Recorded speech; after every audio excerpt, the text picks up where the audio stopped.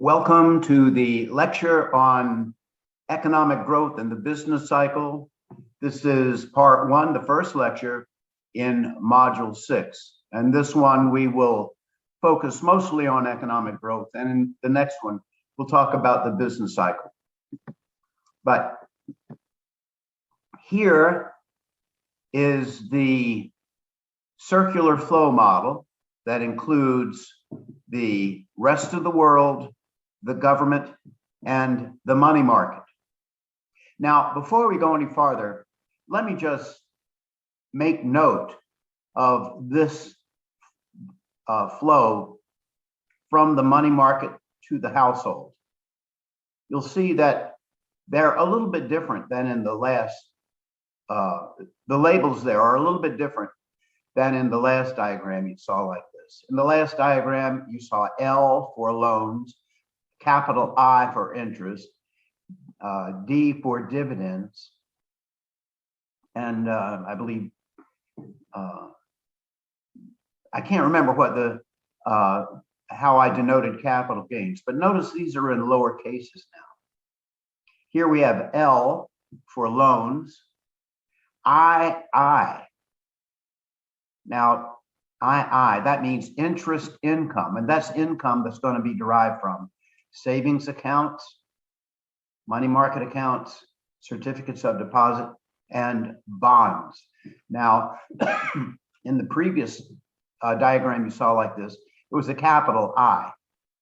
And this is why I changed it, because here's a capital I, investment. That's how we denote investment, capital I.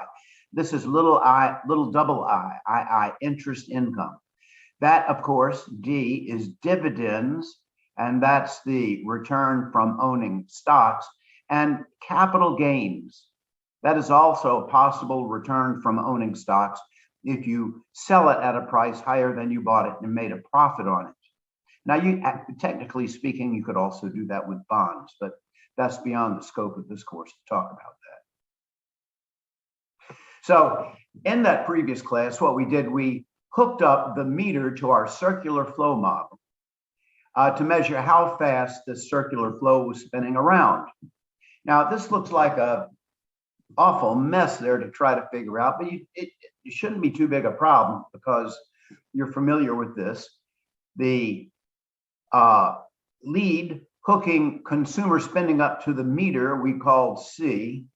We talk about that one first because the consumer spending is the largest part by far of any of the spending sectors of the economy. G is the second largest part.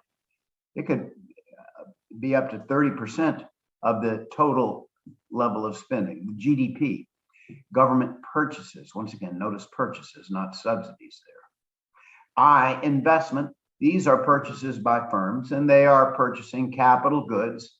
And then the purchase of foreigners of American goods, that's X. The purchase of foreign goods by Americans, that's M.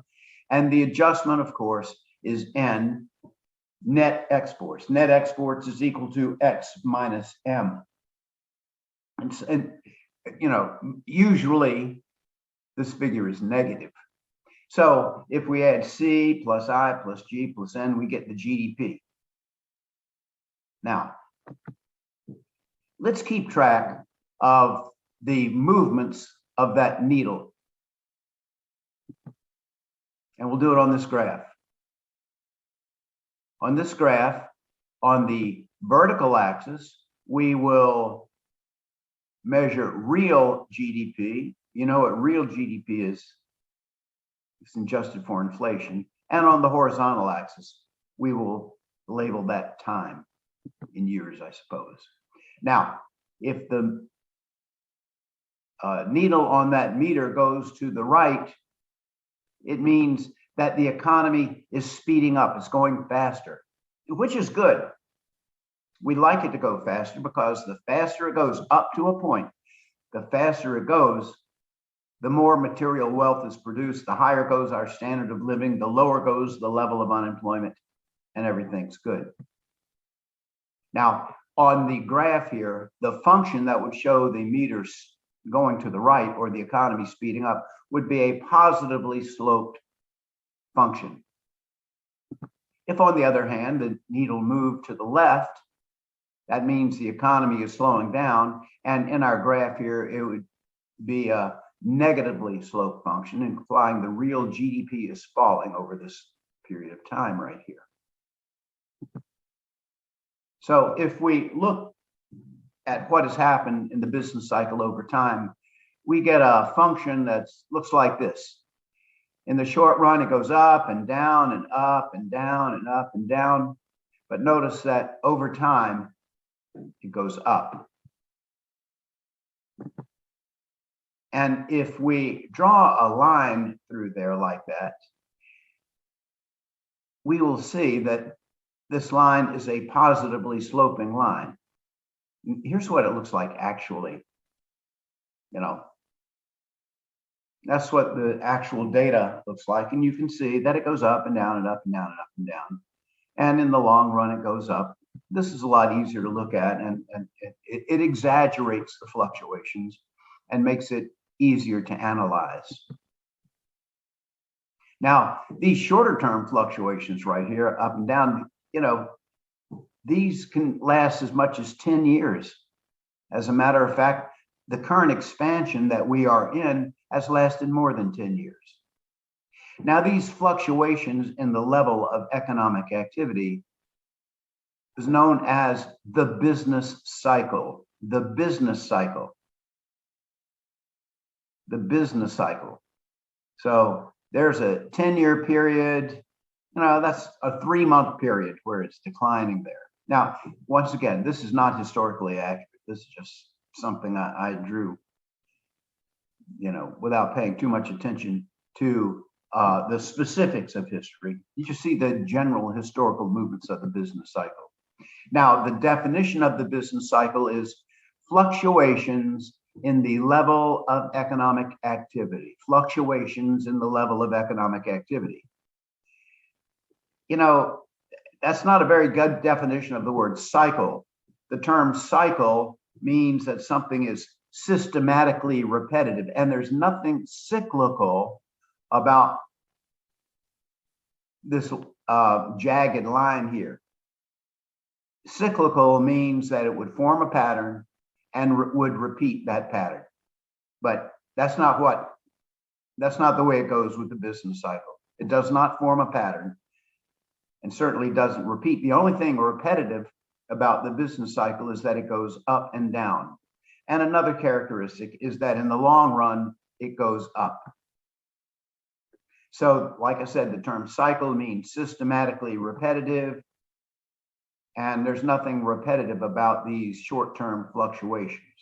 Now, these long-term increases here, this line represents economic growth as opposed to the business cycle. Economic growth is defined as long-term increases in the potential GDP, long-term increases in the potential GDP. Now, what is potential GDP? The potential GDP is the gross domestic product that could be produced if all resources were productively employed. Now, it's not always the case where all resources are going to be productively employed.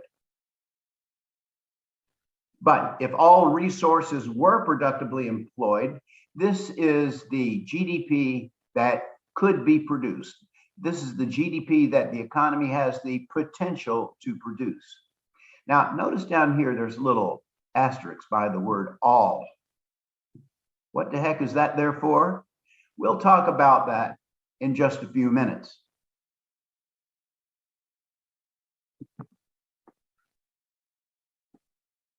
The near future. Okay, so here's the production possibilities frontier. This shows the amount of two goods. In this case, we've divided them into capital goods and consumer goods that an economy can produce. Now, if the economy is operating on the line at its absolute capacity, on the line is producing as much as it possibly could, then that is indicated by a point on the line. Now, here's what happens if the economy is slowing down. You can see that the economy is not living up to its potential. It's not producing as much as it has the capacity to produce for some reason, either because the resources are being used inefficiently, or because there's unemployment, which of course is an inefficient use of the labor supply, or for some other reason. Now, if the economy sinks back down below the production possibilities frontier and to a point somewhere inside of it, that implies that the economy is slowing. Or if the economy moves from this blue point to the green point there, it means the economy is speeding up. You can see it's not at its potential, but the economy is speeding back up there.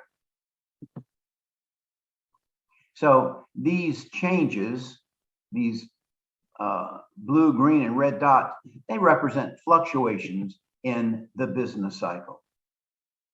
Now, economic growth is represented by an outward shift in the business cycle. With the business cycle fluctuations, you get this same line here, but the economic growth represents an outward shift in the business cycle. That means the absolute capacity of the economy has increased. Now, economic growth in world history is relatively recent. It's only been really, truly in the past 300 years. Now how far back does the history of civilization go? 5,000, 10,000 years or something like that. It's only been in the past 300 years that economic growth has existed. For the vast majority of human history, there was no economic growth whatsoever. Everyone lived at subsistence, at the lowest level of material wealth that you could get without everybody dying off. As a matter of fact, what would happen is that the population would expand, and the thing that would keep it from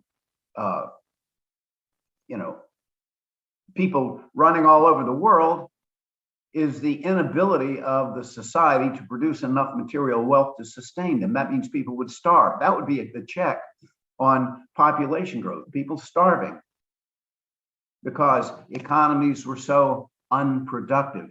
And that's the history, the vast majority of human history. As a matter of fact, there's this guy right here, Thomas Robert Malthus, Malthus, Malthus. You can see he lived from the mid 1700s, almost to the mid 1800s. He published this book on the essay of the principles of population. And he said that what is going to happen in the rest of human history is that starvation is going to be the check on population growth. Now, in his lifetime, he began to see some economic growth. We'll talk about that in just a few minutes. But economics is sometimes referred to as the dismal science. The dismal science. It's not because it's hard and boring and dismal to sit through. I certainly hope you don't think this lecture is. It's called the dismal science because the prospects that were posited by this guy right here, oh my God, everybody's going to starve or come close to it. And in the interim, before you starve to death, your life is going to be bitter, harsh, cold, ugly, and hard, and miserable.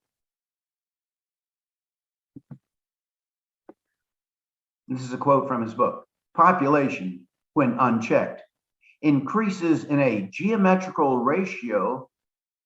Subsistence increases only at an arithmetical ratio. A slight acquaintance with numbers will show that the immensity of the first power in comparison to the second. Now, what the hell that means, I have no idea. I'm glad I didn't live back in those days because I'd be a dumbass. I couldn't figure out what the heck they were talking about. But anyway, what he's saying is that the population will tend to grow faster than the food supply. And therefore, starvation will put a check on overpopulations. So here's what he anticipated, that the rest of the history of civilization and the future of civilizations, I should say, would look like. Look how miserable these people are and starving. Now, I saw this poem. It was an introduction to a chapter in an economics book one time that for some reason it just stuck with me. And this sort of characterizes what Malthus was saying, the prospects of Malthusian doom. To get life's fruits in quantities takes jolts of labor evermore. Hence food will grow like 1, 2, 3, while people grow like 1, 2, 4. So here is the geometrical growth of people. Here's the arithmetic growth of the food supply. You can see that at some point, what's going to happen? It's going to look like this. Fortunately, in reality, it looks like this.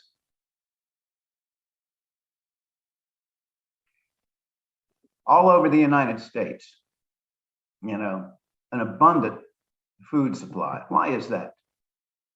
It's because of economic growth. Now, prior to the Industrial Revolution in England in the mid-1700s, there was almost no economic growth anywhere in the world. The Industrial Revolution took place in the United States with the introduction of the railroad. It was right about the time of the Civil War, just a little bit before. Now, here's what it looked like, GDP per capita estimates, of course.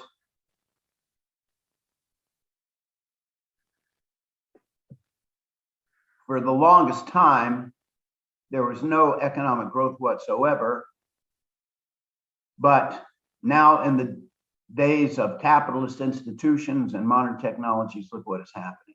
See this brown one right here? They're the Western offshoots.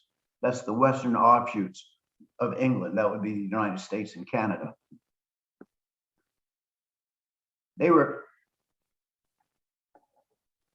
not the first to adopt capitalist institutions. That would be Western Europe, which is the pink one right here. But they've maintained them better than Western Europe. And look what's happened. They've grown much, much, much, much faster than the rest of the world. Look what's happened in Asia. This right here, this is known as the Asian miracle, the Asian miracle. This was like in the 60s and 70s when Asia really started to, 1960s and 70s, when Asia really started to take off. Why? Because after World War II, the United States helped Japan rebuild their economy, and they helped them rebuild them around the institutions of capitalism. And this is what happened right here. Now, what are the benefits of economic growth? Here they are, right here. Listen, we'll go through them one by one. The benefits of economic growth. First, higher real incomes. Consider what the typical household can afford today compared to, say, the 1950s. Now, today, the typical household has multiple TVs. And in the 1950s, only some households had TVs, and very few had more than one. And this is what a TV looked like. It was about a 14-inch screen right there, black and white. You won't believe this, but you actually had to get out of your chair to go change the stations. And there were only 3 stations, ABC, CBS, and NBC.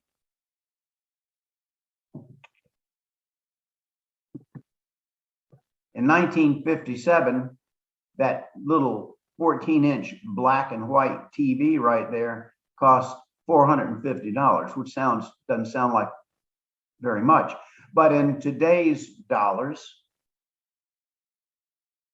That's equivalent in today's dollars of $12,000 worth of purchasing power. So this family spent the equivalent in today's purchasing power of $12,000 to buy that little TV, and you had to get out of your chair to change the station. What kind of deal is that? This is what we're consuming today. And this costs $700 in today's dollars, not $12,000, but $7,000. I'm sorry, $700. I got excited.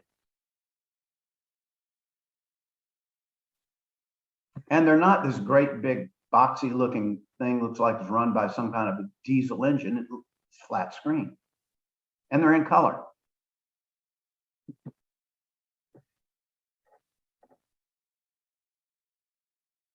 Back in the 1950s, you know, this is what a car looked like. This is a brand new, it's a pretty good looking car, by the way.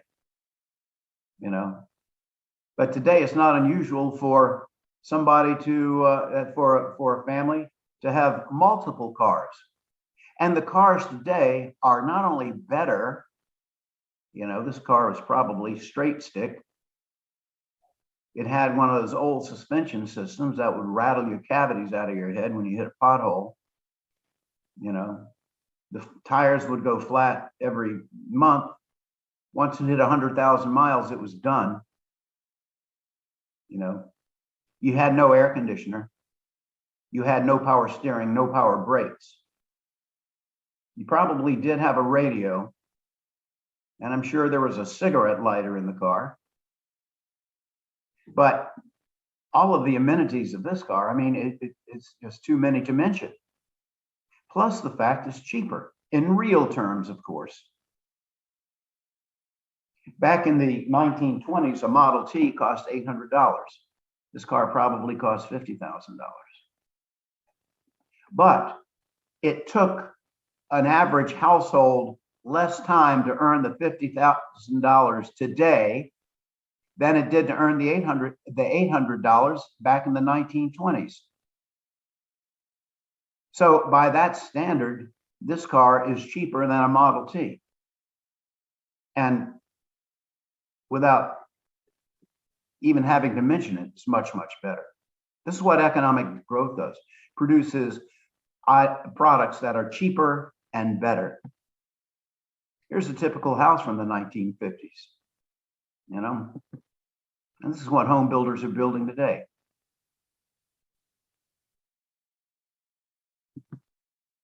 Now, here's an interesting graph. It shows how U.S. family incomes have grown since the 1950s. Now, this is in real terms, real mean family income and real median family income. We'll talk about what that means in just a second. But in 1955, in real terms, in today's dollars, the average household earned $39,806. Today, it's over $100,000. Now, what is the difference between the median and the mean? What does that imply there? So, oh, by the way, I just might mention, in nominal terms, in real terms, in 1955, this house, the average household earned $39,800. In nominal terms, it was $3,300. So $3,300 was the average income in 1955. So here's the difference between median and mean, and we'll see what the difference in these two lines say in just a second. Let's take a look at these numbers, 65432. The sum, of course, is 20, and the average is 4. So here's the mean, and here's the median. The median is the one that's in the middle. The median, the one in the middle. Now let's look at another set of numbers. 11, 5432. So, you know, the 5432, these are all the same, but look at that top group there. They earn 11. So now the mean is 5 and the median is 4. So the median is still 4, the mean has gone up to 5. Now, what that suggests is that the real income of the upper income groups have been growing faster than those at the bottom. Here's the top 5%. Here's how they've been growing right there from late 1960s up until 2019. Here's the top quintile. That's the top 1/5. This is the top 5%. This is the top 1/5. And you can see what's happening down there to the rest of them. Now, why is that occurring? Why are upper income quintiles gaining real income at a higher rate than lower income quintiles? By the way, I might just note that the real income of these guys down here are also gaining. Okay, so the term the rich get richer and the poor get poorer, that may be true in certain cherry-picked instances of history, but overall, this green line indicates that's the poorest group, that's the bottom quintile, that's the bottom 20%. They're growing. That's a positive slope. Now, it's not very much. You have to look closely. But that's in real terms, and that's they're not getting poorer, they're getting richer. I wouldn't really call it rich, but they're getting richer. Okay. Now these two groups are being lifted up even more, this one even more, this one even more. So what are you going to do about it? My suggestion is make sure you're in one of those upper quintiles. How do you do that? Well, you finish college with a really high grade point average, maybe you go to graduate school, major in something for which there is a high demand, like STEM or even economics, finance, business administration. Don't mess around with the social sciences. Now, economics in most colleges are in the social sciences, but you want to stay pretty much away from the social sciences. History, cross-gendered dancing, stuff like that, you know, the arts and letters, the same thing with that, you know. Major in something that's useful. All right. Now, here's the reason why the upper income quintiles are gaining real income at a higher rate than the lower income quintiles. It's because unskilled workers, and they're the ones who populate the lower quintiles, unskilled workers have to compete with technology, they have to compete with robots, and they have to compete with Chinese workers. So they've got to offer to work at a lower rate than what these guys will work at. And now we have the issue of all of these immigrants crossing the border illegally. What do you suppose that's going to do to the supply of unskilled workers? So these people at the bottom, in the bottom quintiles, are going to have an even greater problem, particularly as this begins to grow and technology and robots become smarter and better. A second benefit of economic growth is that it reduces absolute poverty. Now, what the heck does that mean, absolute poverty? Well, in contrast to absolute poverty, there is relative poverty. Relative poverty. Relative poverty is defined in relation to the overall distribution of income. If we were going to go back to that graph we saw just a few minutes ago, the people in the lower quintiles there, they're probably not impoverished. They're not making a very high income, but I would call them impoverished. But in terms of the upper income group, they're suffering relative poverty. Relative means compared to. The US poverty line in 2020 was $12,760 for a single person, $26,200 for a family of 4. Now, these income levels would be middle class or even upper middle class for most, not just many, most nations in the world, particularly those that were predominantly traditional. Absolute poverty, however, looks like this. In 2017, the World Bank defined absolute poverty as living on $1.90 a day. You might say, well, in whatever country these people are in, prices are going to be much lower. No, this PPP right here, excuse me, that stands for purchasing power parity. Purchasing power parity. That's the amount of goods and services that $1.90 would buy in the US today. Now, I don't know what currency they're using and I don't know what prices, but the World Bank estimates that they're living at a level at what $1.90 would buy in the United States today. And in 2015, there were over 700 million people in the world living in absolute poverty. In the US and other capital nations that have experienced significant economic growth since World War II, we don't see this kind of poverty. Now, we might see certain instances, somebody homeless, somebody having nothing, somebody destitute.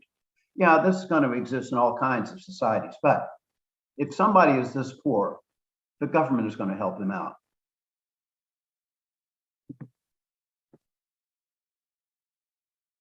Better education. In 1940, 5.5 million males graduated from college and 3.8 million females. Look at this. In 2019, 35.4 million males. That's 7 times more.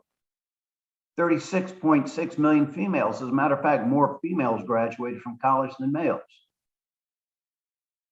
Now, as far as the quality of education goes, I really don't know if the number of college graduates give a good indication. And the reason I say that is because one time, I think I got an email from somebody, one of these viral emails. It said, can you pass this 5th grade test? And it showed a test in the 5th grade on astronomy or physics or something like that. And the questions are really difficult. I'm saying, oh my God, I would have flunked out of 5th grade if I had to take this test. So I don't know exactly what they're teaching in the schools. I think they're dumbing them down quite a bit. But that's only my personal opinion. But anyway, so we get more college graduates as a result of economic growth. Better health, of course. There's improvement in knowledge, equipment, quantity of hospitals and treatment centers, vaccines, antibiotics, stuff that we didn't have, back in the 40s and 50s and stuff like that. Here's a hospital room back in the 1940s. This is typical. If you went to the hospital, you were going to stay in a ward like this. Today, if you go to a hospital, you're going to stay in a place like this. I'd say you have a much better chance here. Improved government financing. Economic growth results in greater incomes and corporate profits, thus producing more income tax and corporate tax revenue for governments that allows them to do more things and to do them better.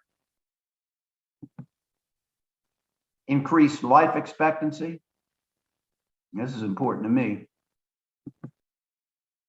Look at this graph right here. That drop in the late 19 teens, like that was due to the Spanish flu pandemic. Spanish flu killed a lot of people. In the year 1900, the life expectancy was about 47 years. Can you believe that? 47 years old? That was the life expectancy. My God, I'd be dead many times over. In the year 1945, right after World War II, the life expectancy was about 64 years. Now, here's something interesting right here. In 1936, that's when Social Security was passed, and you were able to get it at 65. But the life expectancy, even in 1945, was 64 years. You could get it at 65, but you'd probably die before you get it. Today, the life expectancy is almost 80 years. So that's pretty good. I have a little ways to go. And no doubt there's an increase in the quality of life. Now, this is what I really don't know what I was trying to express there by using that graphic, but this is more typical of modern day than this. This, however, was typical of 50, 70, 100 years ago. Of course, there's the downside to economic growth. There's pollution. There's the depletion of non-renewable resources. Obviously, there's congestion. And as we mentioned, a greater degree of income and wealth inequality. In 1989, the top 10% of earners, the top 10% received 42% of total income that was earned. In 2016, the top 10% got 50. Now, let me remind you of something, though, in looking at these figures. The top 10% did not take this 42% in 1989 and 50% in 2016. They don't take it. They earn it. They create it. Now, they may steal and they may cheat, they may lie, and they take it that way. But by and large, the way they get this huge amount is by creating it and then taking what they have created and selling it for dollars. I'm talking about guys like Bill Gates. He created this immense amount of wealth that had just incredible transformation power over the entire world.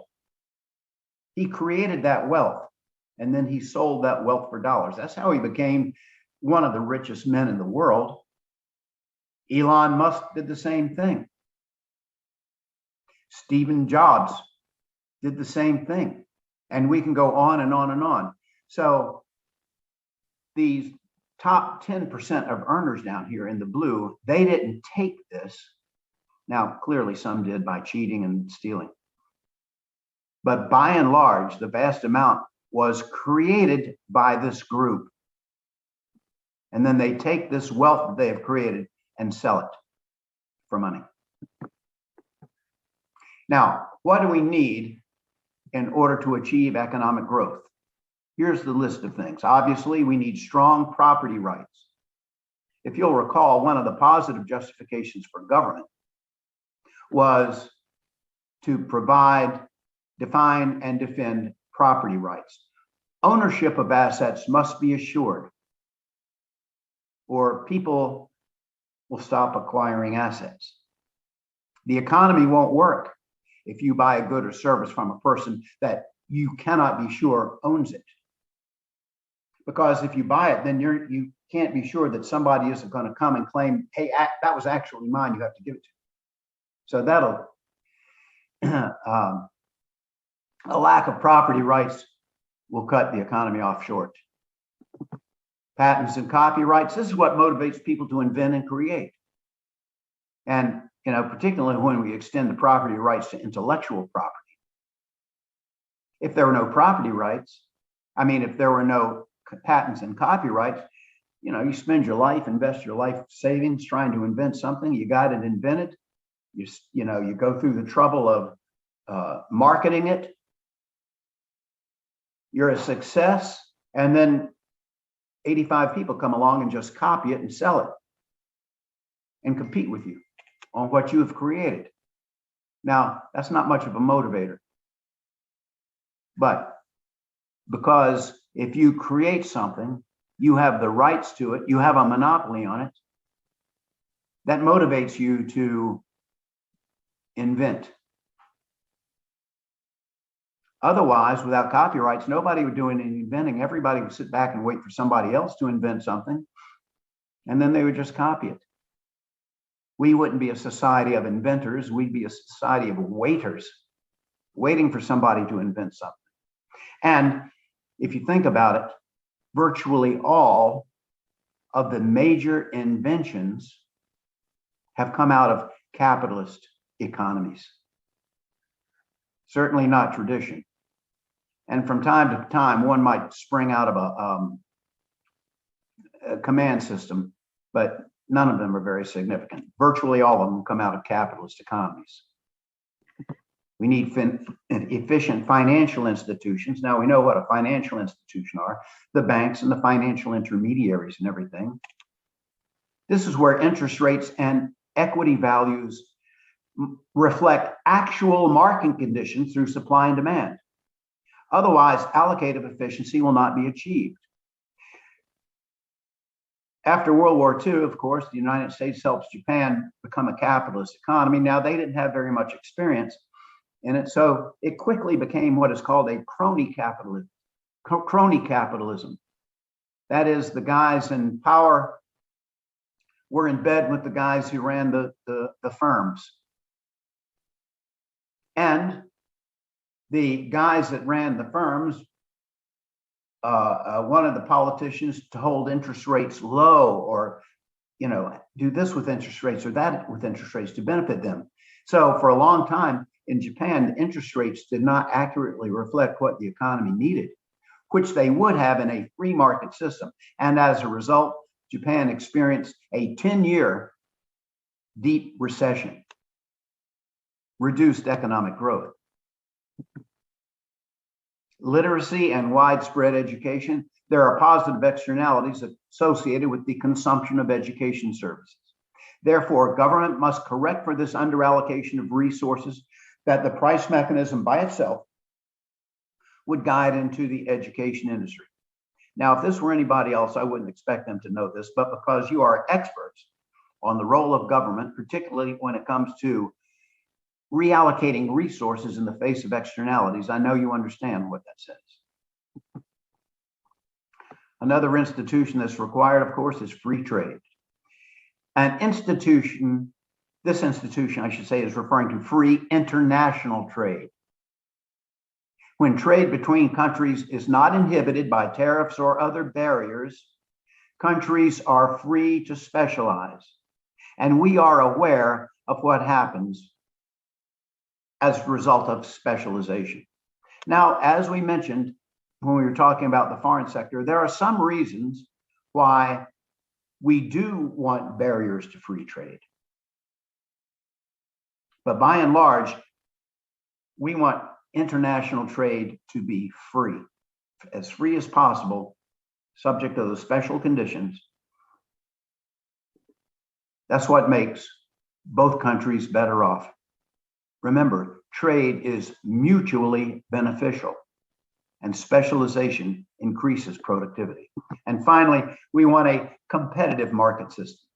If markets are competitive, then prices and profits serve as signals to guide resources into the correct markets in the correct amounts, thus achieving both allocative and productive efficiencies. In non-competitive markets, firms can create artificial shortages to artificially drive prices and thus profits higher. Now, here are the determinants of economic growth. There are supply factors. That would be increases in available land, labor, and capital. Here's an interesting statistic. I don't have the statistic here, but do you know that there is more oil available, more petroleum, I should say, available in the United States than there was 50 years ago? Now, we've been using oil hand over fist. And there's a finite amount of oil in America. I don't know what that amount is, but it's finite because there are no more dinosaurs that are dying.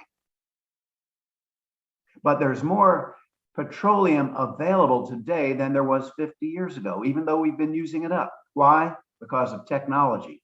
Technology permits us to find and utilize the petroleum that is there.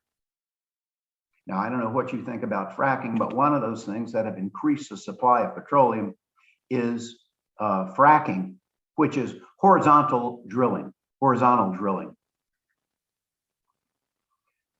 The demand, let me continue with the supply factors here. Increases in the economy and or the efficiency of the production process is a result of technological progress.